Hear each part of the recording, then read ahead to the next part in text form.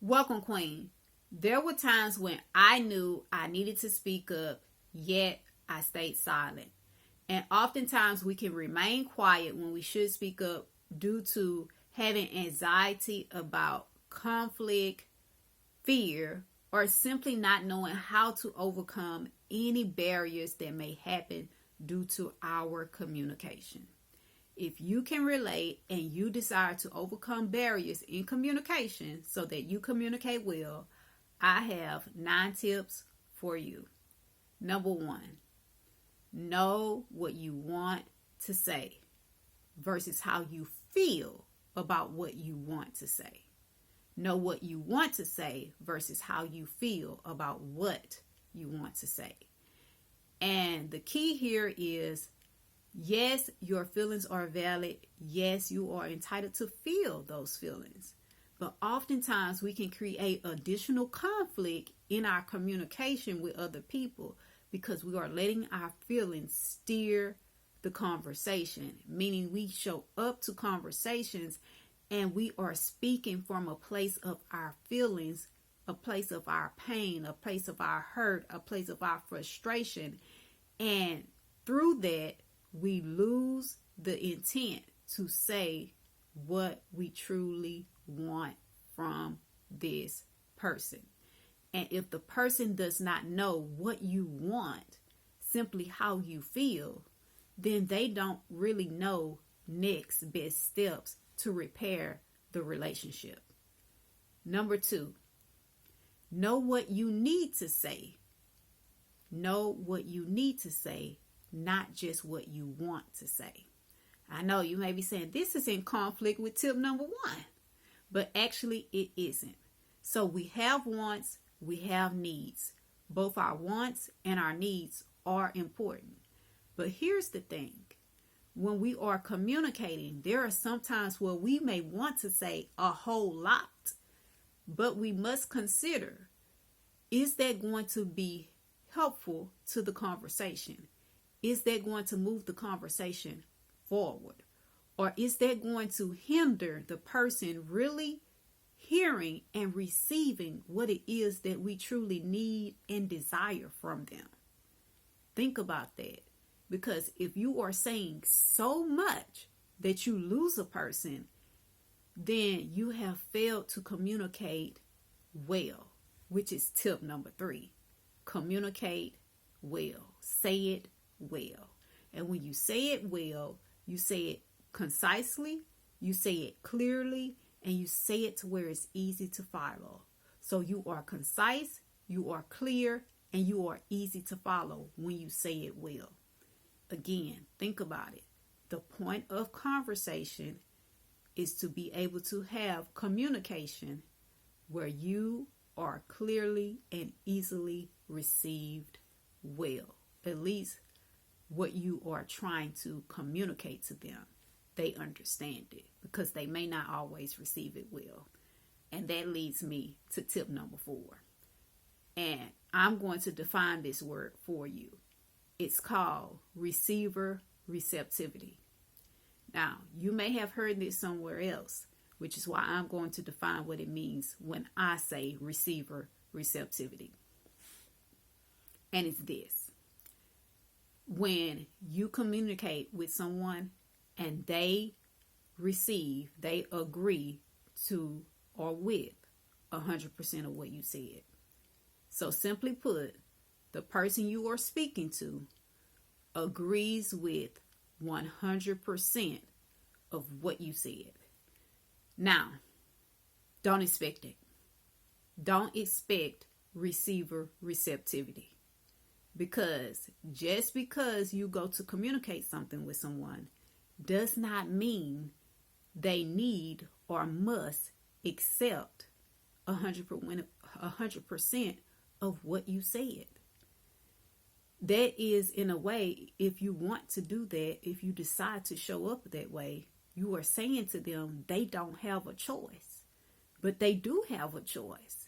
Now, depending on the type of conversation that you're having with them, and depending on whether or not this is a personal or professional conversation, and depending on whether or not you are their superior or you all are simply colleagues, they can determine whether or not they need to accept what you're saying or if they need to simply hear you out.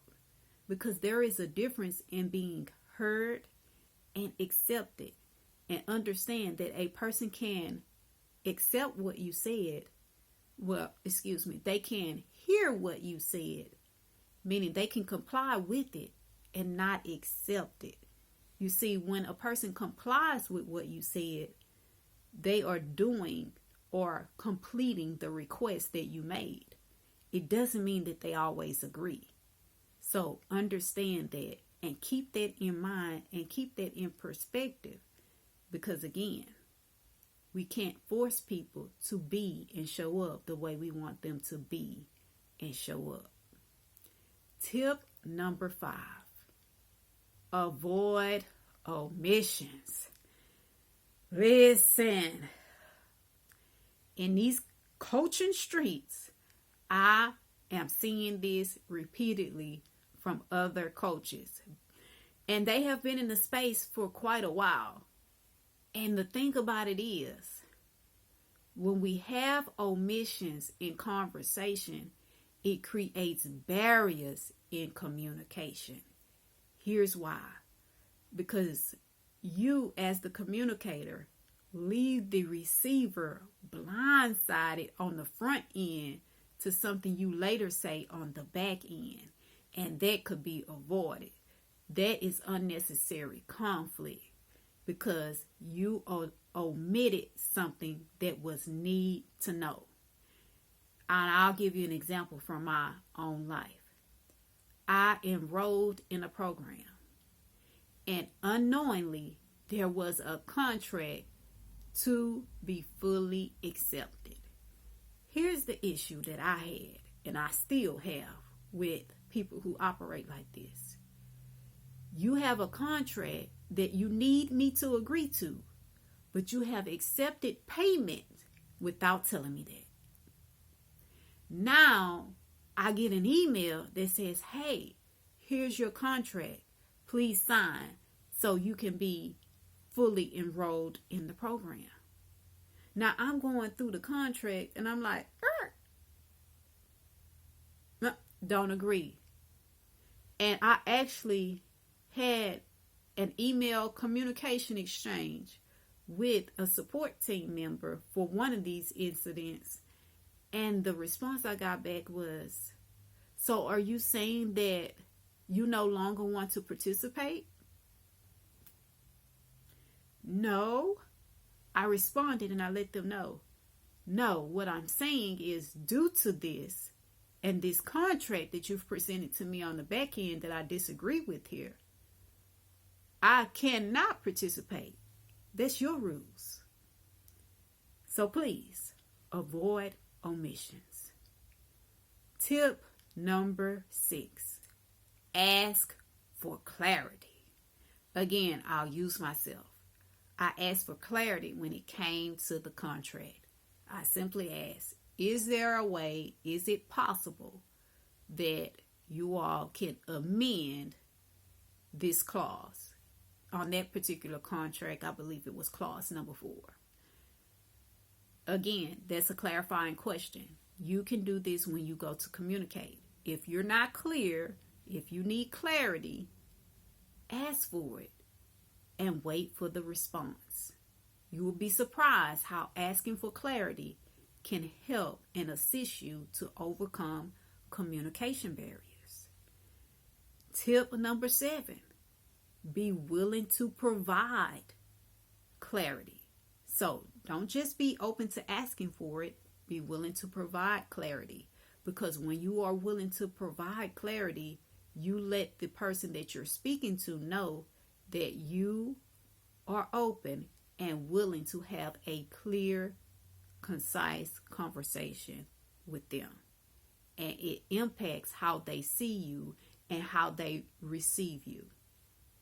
Tip number 8, leave hostility behind. And here's why I say that. Because when you show up with a hostile attitude, it shifts the whole conversation. Even if that person was in a good space, a welcoming space, if you show up hostile, you could easily shift the attitude of the person who you are speaking with.